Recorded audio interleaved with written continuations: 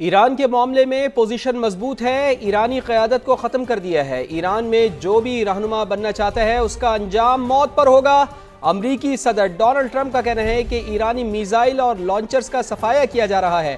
اگر ایران پر حملہ نہ کیا ہوتا تو وہ 2 ہفتوں میں جوہری ہتھیار حاصل کر چکا ہوتا۔ اگر لوگ ایٹمی ہتھیار رکھتے ہیں تو برے نتائج سامنے آتے ہیں۔ انہوں نے ایران کے ساتھ ڈیل پر سابق امریکی صدر براک اوباما کو شدید تنقید کا نشانہ بنایا۔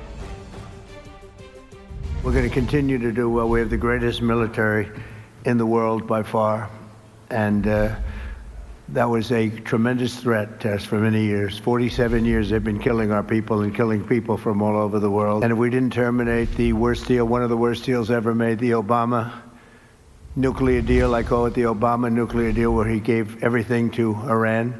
So we're in a very strong position now, and their leadership is just rapidly going. Everybody that seems to want to be a leader, they end up dead.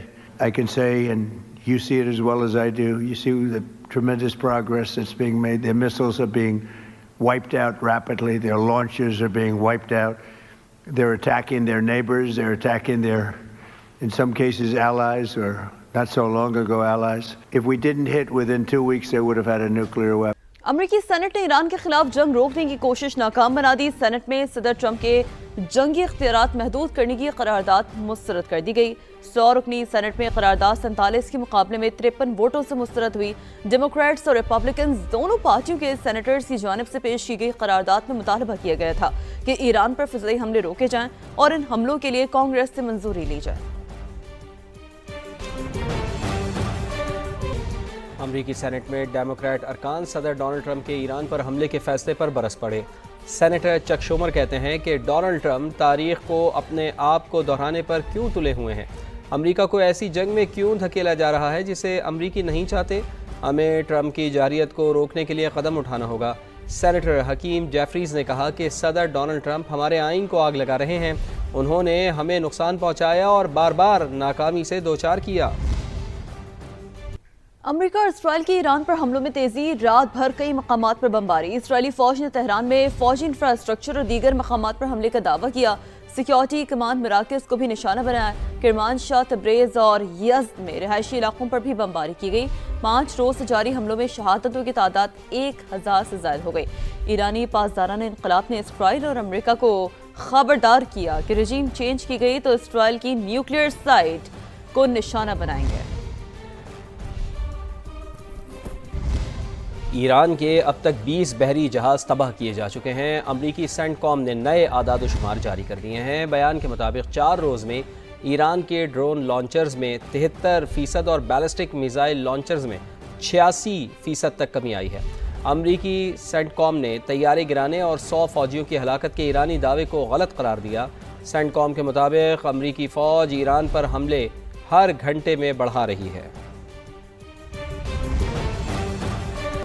Iran کی جوابی کارروائیاں، اسرائیل کے مختلف علاقوں میں میزائل اور ڈرون داغتے۔ تل ابیب، حیفا اور یروشلم میں سائرن بج اٹھے، شہریوں کی دوڑیں لگ گئی، بنکرز میں پناہ لے لی۔ حزب اللہ نے اسرائیلی فوجی مراکز کو نشانہ بنایا۔ اسرائیل نے بیروت سمیت لبنان کے مختلف علاقوں پر بمباری کی۔ تازہ حملے میں 3 شہری شہید اور 8 زخمی ہو گئے۔ شہادتوں کی تعداد 75 ہو گئی۔ اسرائیلی جارحیت کے باعث 18000 لوگ بے گھر ہو گئے۔ سعودی وزارت دفاع کے مطابق الخرج شہر کے قریب 3 کروز میزائلوں اور 3 ڈرونز کو تباہ کر دیا گیا۔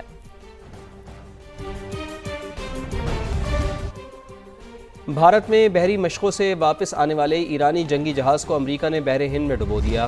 ایرانی نیوی کے فریگیٹ کو بھارتی حدود سے بین الاقوامی پانیوں میں پہنچتے ہی نشانہ بنایا گیا۔ تباہ ہونے والے جہاز سے پیغام ملنے پر شری لنکن نیوی مدد کے لیے پہنچ گئی۔ بھارت خاموش تماشائی بنا رہا۔ شری لنکن نیوی کے مطابق ریسکیو ٹیم پہنچنے تک جہاز ڈوب چکا تھا۔ 30 زخمی اہلکاروں کو اسپتال منتقل کیا گیا۔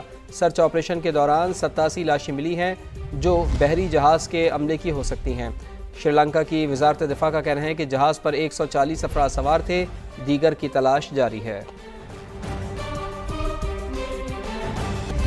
امریکی وزیر دفاع پیٹ ہیگسیت نے ایرانی بحری جہاز ڈبونے کا اعتراف کر لیا۔ کہا ایرانی نیوی سمجھ رہی تھی وہ بین الاقوامی پانیوں میں محفوظ ہے۔ دوسری جنگ عظیم کے بعد دشمن کے جہاز کو ٹارپیڈو سے ڈبونے کا یہ پہلا واقعہ ہے۔ ٹرمپ کے قتل کی سازش کرنے والے ایرانی کو ہلاک کر دیا۔ امریکی انٹیلیجنس دیکھ رہی ہے کہ ایران میں خامنائی کے بعد کون آئے گا، پھر دیکھیں گے کہ کیا ہوتا ہے۔ وائٹ ہاؤس کی ترجمان کیرولائن لیوٹ کی نیوز بریفنگ۔ کہا آبنائے ہرمز پر ایرانی گرفت جلد ختم کرنے جا رہے ہیں۔ امریکہ خود آبنائے ہرمز میں آئل ٹینکرز کی نگرانی شروع کرے گا۔ امریکی ٹی وی نے دعویٰ کیا ہے کہ کرد ملیشیا نے ایرانی سرحد کے قریب زمینی کارروائی شروع کر دی ہے۔ امریکی میڈیا کا کہنا ہے کہ ایرانی وزیر خارجہ عباس عراقچی نے کرد رہنما کو فون کیا، جس میں انہوں نے کسی تیسرے فریق کو صورتحال کا فائدہ اٹھانے نہیں دیں گے، یہ کہا۔ پاسداران انقلاب کی جانب سے کرد ملیشیا پر میزائل حملوں کا دعویٰ کیا گیا ہے۔ عرب لیگ نے ایران کی جانب سے ہمسایہ ممالک پر حملے عالمی قوانین کی خلاف ورزی قرار دے دیے ہیں۔ عرب لیگ کے سیکرٹری جنرل احمد ابو الغیث نے کہا ہے کہ ایران کے عرب ممالک پر حملوں میں شدید تشویش ہے۔ ان حملوں سے ایران اور عرب ممالک کے تعلقات پر گہرا اثر پڑے گا۔ ان کا مزید کہنا تھا کہ ایران کے بحران کو دوسرے ممالک پر حملے کا جواز نہیں بنایا جا سکتا۔ دوست ممالک پر حملہ کرنے کی کوئی قابل قبول وجہ نہیں۔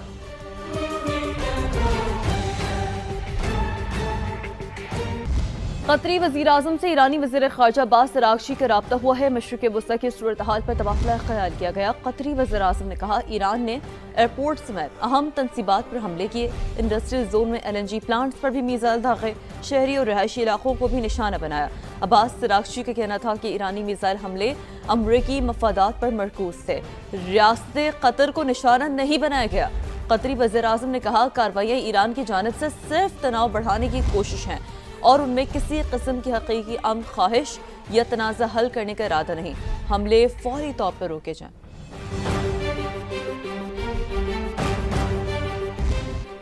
امریکی اور صہیونی فوجی جارحیت نے ہمارے لیے اپنے دفاع کے سوا کوئی راستہ نہیں چھوڑا۔ ایرانی صدر مسعود پزشکیان کا ایکس پر پیغام۔ کہا خطے کی سلامتی اور استحکام فریقین کی مشترکہ کوششوں سے ہی یقینی بنایا جا سکتا ہے۔ ہم ہمسایہ اور برادر ممالک کی قیادت کا احترام کرتے ہیں۔ برادر اور ہمسایہ ممالک کے سربراہان نے جنگ سے بچنے کے لیے سفارتی ذرائع سے بھرپور کوششیں کی ہیں۔ چاہتے ہیں امریکہ اور ایران کا شکیہ ختم ہو جائے۔ پاکستان اور دوست ممالک امریکہ اور ایران کے درمیان معاہدے کے لیے کوششیں کر رہے ہیں۔ مشیر وزیر اعظم رانا ثناء اللہ کی پروگرام ریڈ لائن میں گفتگو۔ بولے ایران کو سعودی عرب سے گارنٹی لے کر دی ہے کہ ان کی زمین ایران کے خلاف استعمال نہیں ہوگی۔ سب سے پہلی بات تو یہی ہے کہ کسی طرح سے جو ہے وہ ایگریمنٹ ہو جائے جس کے نتیجے میں ایران جو ہے وہ اس تباہی سے بچے، امریکہ جو ہے وہ پیچھے ہٹ جائے۔ وہ ایگریمنٹ جس کے متعلق امریکہ یا پریزیڈنٹ ٹرمپ کہہ رہے ہیں کہ جی وہ کیونکہ نہیں ہوا تو اس لیے ہم حملہ آور ہو رہے ہیں، تو وہ ارینجمنٹ جو ہے وہ ہو جائے۔ اس کے اوپر نہ صرف ہم کر رہے ہیں بلکہ ہمارے کچھ دوست ممالک بھی جو ہے وہ اس بارے ترکی بھی ہے اس میں؟ جی بالکل، پرائم منسٹر کی بات ہوئی ہے پریزیڈنٹ طیب اردگان سے، تو وہ بڑی حوصلہ افزا اور بڑی یعنی پر امید ہے۔ اور اس میں کچھ ممالک جو ہیں وہ نیگیٹو اپنا شیطانی کردار بھی ادا کر رہے ہیں۔ خلیجی ممالک کے دوران جو معاملات ہیں یہ بہت زیادہ یعنی جو ہے وہ باعث پریشانی ہے۔ اس کے اوپر سعودی عرب اور ایران کے درمیان ایک ارینجمنٹ ہوا ہے۔ پاکستان نے ایران سے بات کی ہے کہ جی آپ مہربانی کریں اور یہ نہ کریں، خاص طور پہ سعودی عرب کی بات ہوئی تو انہوں نے کہا کہ جی وہ ہمیں اس بات کی گارنٹی دیں کہ ان کی سرزمین ہمارے خلاف استعمال نہیں ہوگی، تو ہم بھی اس بات کا یقین دلانے کو تیار ہیں کہ ہم یہ نہیں کریں گے۔ پھر سعودی عرب نے یہ جو ہے وہ شورٹی دی ہے وایا پاکستان۔ نائب وزیر اعظم وزیر خارجہ اسحاق ڈار کے سفارتی سرگرمیاں جاری۔ ایرانی سفارت خانے کا دورہ، تعزیتی کتاب میں تاثرات درج کیے، جبکہ ترک کا مصری وزرائے خارجہ سے ٹیلیفونک رابطوں میں مشرق وسطی کی کشیدہ صورتحال پر تبادلہ خیال کیا گیا۔ ترجمان دفتر خارجہ کے مطابق نائب وزیر اعظم وزیر خارجہ اسحاق ڈار نے اسلام آباد میں ایرانی سفارت خانے کا دورہ کیا۔ اسحاق ڈار نے ایرانی سپریم لیڈر آیت اللہ خامنائی کی شہادت پر تعزیت کی، سوگوار خاندان اور ایرانی قوم سے دلی تعزیت کا اظہار کرتے ہوئے کہا غم کی اس گھڑی میں ایرانی عوام کے ساتھ ہیں۔ ترک ہم منصب حاکان فدان سے ٹیلیفونک رابطہ کیا۔ دونوں وزراء خارجہ نے مشرق وسطی کی کشیدہ صورتحال پر تفصیلی تبادلہ خیال کیا۔ مصری وزیر خارجہ سے بھی ٹیلیفونک گفتگو کی گئی۔ دونوں رہنماؤں نے علاقائی امن و سلامتی کے لیے تعمیری مشاورت جاری رکھنے کا اعادہ کیا۔